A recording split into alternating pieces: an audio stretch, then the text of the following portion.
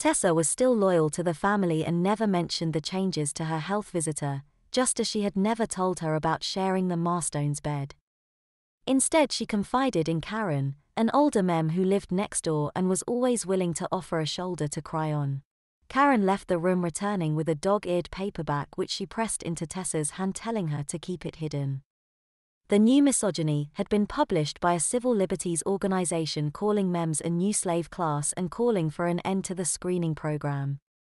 After a brief furore, it had dipped out of the public consciousness until it reappeared in a new edition.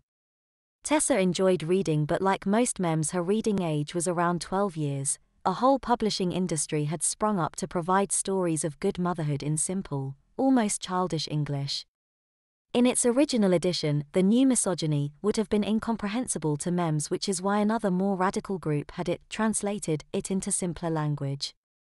In its pages, Tessa learned that she did not have to do everything the Marstones demanded to be a good mother, not Memmy, to Ben, that the Marstones were wrong to expect blind obedience to their every whim.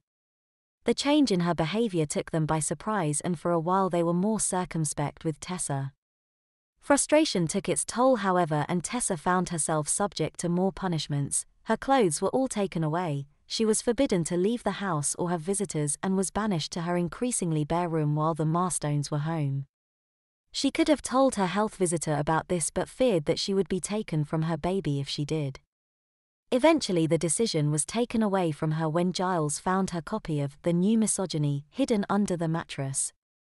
The book was not officially banned, but the translated edition was deemed in breach of copyright, even though the original authors had waived it, and all copies were confiscated as contraband. It was just the excuse Giles needed to replace Tessa with a more subservient mem, one who would be taught her place from the start. A few days later, the health visitor arrived with 2 police officers to remove Tessa. Giles had to grip his son's shoulders hard to prevent him running after his mummy, and Ben cried bitterly for them to stop. Tessa's eyes were streaming too, though she offered no resistance. She knew now that this was the potential fate of all mems, to live like slaves or be taken from their children. Her tears were not for herself, she cried for the little boy who loved to touch his Memmy's clothes, to wear her makeup, and who would inevitably share her fate.